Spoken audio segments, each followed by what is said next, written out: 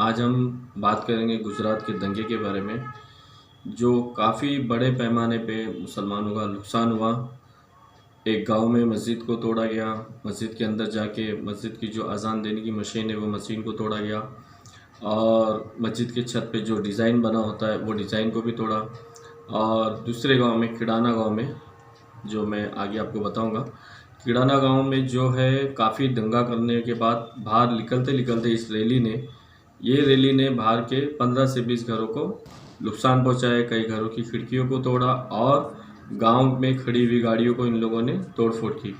और इसी गांव के सरपंच, एक्स सरपंच के बेटे हाजी इकबाल साहब से हमने बात की, तो उनके बात के ज़रिए हमको पता चला कि यहाँ पे बहुत बड़ा नुकसान हुआ।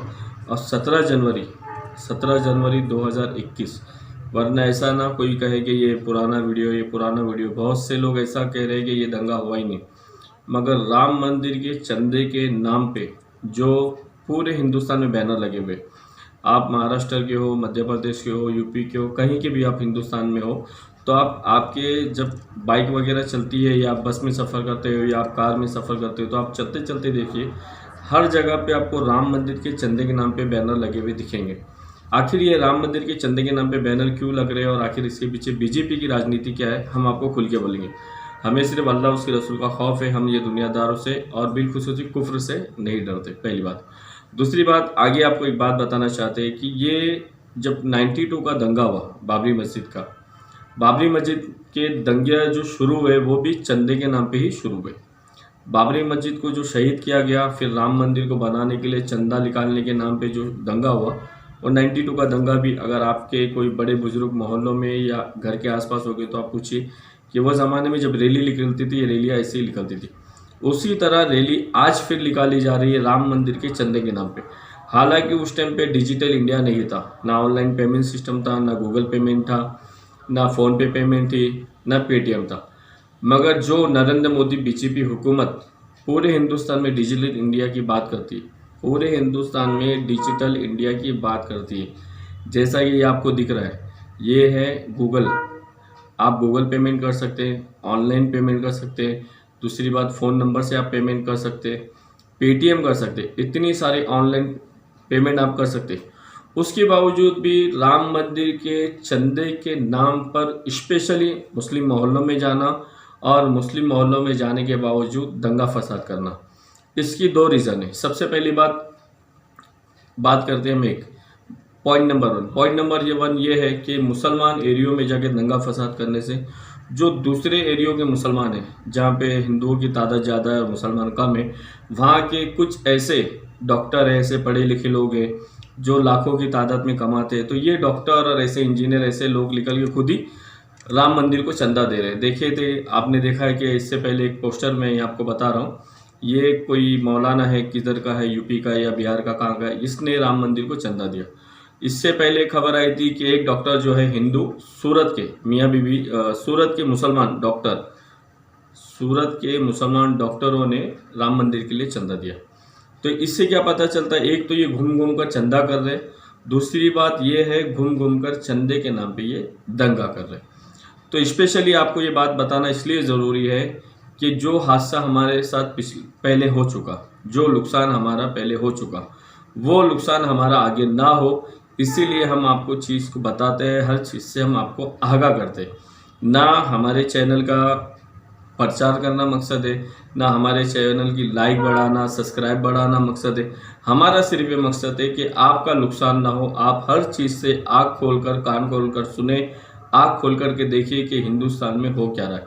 राम मंदिर के चंदे के नाम पे, राम मंदिर और बाबरी मस्जिद के नाम पे पिछले 20-25 साल से मुसलमानों को नुकसान हुआ, और अभी राम मंदिर के चंदे के नाम पे ये सिर्फ मुसलमानों को टारगेट बनाया जा रहा है। ये जो भी लोग चंदे के लिए निकलते हैं, खुसूसी मुसलमान मोहल्लों में निकलते हैं, और मोहल्लों में निकलने के बाद ये फिर बोलते हैं कि औरंगज़ेब मुर्दाबाद माज़अल्लाह, और ये फिर बोलते हैं कि हिंदुस्तान हिंदू राष्ट्र बनेगा। आप हिंदू राष्ट्र बनाओ, मुस्लिम राष्ट्र बनाओ, सिख राष्ट्र बनाओ, आपको जो बनाना आप बनाओ, मगर मुस्लिम मोहल्लों से तो दूर रहो। मगर स्पेशली इस रैलियों में आप अगर देखेंगे, मेरे पास बहुत से ऐसे वीडियो है, मैं वीडियो को आपको नहीं बताता हूँ, मगर इस रैली में स्पेशली सबसे पहले आगे पुलिस की गाड़ी होती है, ये दंगाई बीच में चलते हैं, इनके दोनों तरफ जो होती है पुलिस होती है, और ये दंगाई चलते चलते इनके हाथों में हथियार होते हैं, इनके हाथों में लकड़ी, छुरी, चक्कू, तलवारें होती है, और ये चलते चलते लोगों की, मुसलमान के घरों के, मोहल्लों के पास जो गाड़ी होती है, ये गाड़ियों पर हमला करते हैं। उसके बदले में जब मुसलमान बस्तियों से पथराव होता है, तो जैसा मध्य प्रदेश में मुसलमान बस्तियों से पथराव हुआ, तो मध्य प्रदेश की बीजेपी हुकूमत, शिवराज चौहान की हुकूमत ने, मुसलमानों ने जिन्होंने पथराव किया, खुद बीजेपी हुकूमत, सीएम ने उन मुसलमानों के घर भी तोड़ दिए, और प्लस उसके बदले में मुसलमानों के बच्चों को उठा के जेलों में भी डाल दिया। यही मामला यहाँ गुजरात में हुआ कि एक तो मुस्लिम मोहल्लों में बीजेपी की रैली गई राम मंदिर के चंदे के नाम पे। दूसरी बात, जब मुसलमान को बर्दाश्त न हुआ, औरंगजेब रहमतुल्लाह अलैह के खिलाफ ये लोग बकवास कर रहे थे, तो मुसलमान में और हिंदू में जब तू मैं हुई, तो उसके बदली में 40 से 42 मुसलमानों पे केस लगा के जेलों में डाल दिया गया। आज ही वो नौजवान छूट गया है, और जिन्होंने सेक्शन कोर्ट से अपनी जामीन लिया, आप सोचो इतने भारी भारी उन पे कलम लगाए गए। इसी ताल्लुक से हम यहाँ के जो एक्स सरपंच हैं, उनके बेटे हाजी इकबाल साहब से बात करेंगे। देखिए आगे की पूरी रिपोर्ट। अस्सलाम वालेकुम। अस्सलाम वालेकुम रहमतुल्लाहि व बरकातुहू। वालेकुम। आज हम आए हुए गुजरात गांधीधाम किडाना गांव में हाजी इकबाल साहब के पास, साथ में बात करेंगे। इकबाल साहब, ये बताइए कि ये दंगा कौन से दिन, कौन सी तारीख और कितने बजे ये दंगा हुआ यहाँ पे? ये 17 जनवरी को तकरीबन 5 बजे जी। कुछ राम मंदिर के डोनेशन के लिए यहाँ से गांव में से रैली निकाली गई थी। उसमें 2 पिकअप वैन थी और कुछ 500-600 की तादाद में नौजवान आहिर समाज के सब आए हुए थे, और राम मंदिर के लिए डोनेशन के नाम पे रैली निकाली गई थी।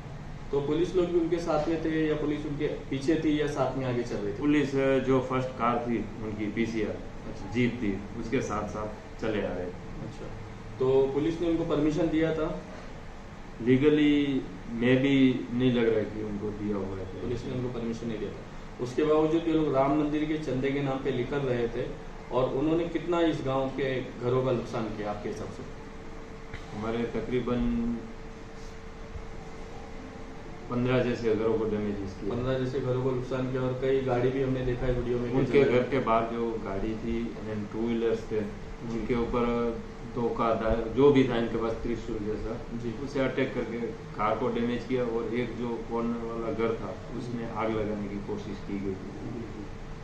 तो आपकी तरफ से उन लोगों के खिलाफ एफआईआर वगैरह हुई है, कुछ कोर्ट वगैरह गए, या कुछ करने वाले सब?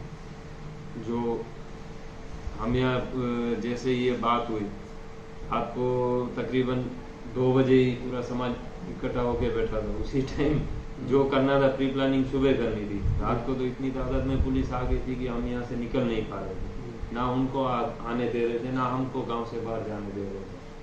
हमने सुबह से प्लानिंग रखी कि अपनी ओर से जो भी एफआईआर होगी वो की जाएगी, कानूनी कार्रवाई करी जाएगी। फिर एक घर वाले जिनका डैमेजेस हुआ था, उनकी ओर से इस्माइल यूसुफ मोहम्मद नाम के भाई ने एक एफआईआर करवाई है कि भाई मेरे घर पे 50-100 आदमियों के इकट्ठे होके अटैक करके जो डैमेजेस किया, उनके खिलाफ अगेंस्ट एफआईआर की गई। उसमें पुलिस ने 13 आहिर समाज के लड़कों को राउंड अप किया गया। तो ये दंगाई जो आए थे राम मंदिर के चंदे के नाम पे, कम से कम कितनी इनकी तादाद थी? तकरीबन 500-600 लोग यहाँ पे आए, और इनके साथ में आगे इनके साथ में पुलिस चल रही थी। और मुझे जहाँ तक मालूम पड़ा है कि इसी गांव के मुसलमानों को, कई लोगों पे पुलिस ने एफआईआर कर दी, और कई नौजवानों को जेलों में डाल दिया। मेरे खुद के ऊपर भी हुई है, मेरे वालिद साहब पे भी हुई है, मेरे भाई पे भी हुई है। अच्छा, आप इस गाँव में रहते हैं, आपने ना रैली निकाली, ना आपने रैली में गए, उसके बावजूद भी आपके खिलाफ एफआईआर हो गई? जो उसमें लिखा गया है कि लूट की है, लूट तो हुई नहीं जी। लूट की जो मेन कलम है लूट and Dhar, IPC act 495 and 497, दोनों जो मेन कलम है, जो नॉन चीफ कोर्ट में नॉन अवेलेबल है, उसके लिए हमें तकरीबन 21 दिन जुडिशनल कस्टडी में रख के सेशन कोर्ट से हमें बेल लेना पड़ा। 21 दिन के बाद हम 31 लड़कों को उठाया गया। आपको ऐसा नहीं लगता कि कानून में ये चीज़ गलत है कि ये लॉकडाउन का महीना, कोरोना के टाइम पे ये सब चल रहा है, और लॉकडाउन के टाइम पे इतनी बड़ी रैली चंदे के नाम पे करके और खुसूसी मुसलमानों के मोहल्लों में इतनी बड़ी रैली निकाली जा रही है, तो आपके कोई MLA MP के खिलाफ कुछ कार्रवाई कर रहे हैं या ये लोग भी इनके साथ में मिले? मैं भी रात को ही 2 बजे ही हम राउंड अप हो गए। उसके बाद क्या हुआ, जो हमारे पास का गांव था, हमारे गांव में कोई भी दरगाह मस्जिद उसको कहीं पे भी ना अटैक किया ना कुछ डैमेजेस किया। सुना गया है हमारे पास के ही गांव में अंतर्जा हमने दूसरे दिन पेपर में पढ़ा गया, बाकायदा FIR हुई है कि वहाँ पे मस्जिद पे अटैक किया, डैमेजेस किया गया। तो कोई ऐसी कमेटी आपके पास हेल्प के लिए आई, कोई मुस्लिम कमेटी, कोई मुस्लिम मोहल्ले से निकली हुई और कोई एक अहमदाबाद से या कोई ना बाहर से कोई नहीं, कोई बाहर से कोई नहीं। हमारे लोकल कच्छ की अखिल कच्छ सुन्नी मुस्लिम हित रक्षक समिति है, उनकी ओर से जो भी, मैं खुद 21 दिन जुडिशनल कस्टडी में था, मैं आज ही घर पे आया। वो कुछ कार्यवाही अब क्या हुई है क्या नहीं हुई, अच्छा, वो इंशाल्लाह कल सब फिर से 1-2 दिन में इकट्ठे होके उसके ऊपर देखेंगे क्या हुआ। तो ये हमारे साथ थे हाजी इकबाल साहब, जो यहाँ के एक्स सरपंच है, उनके बेटे हैं।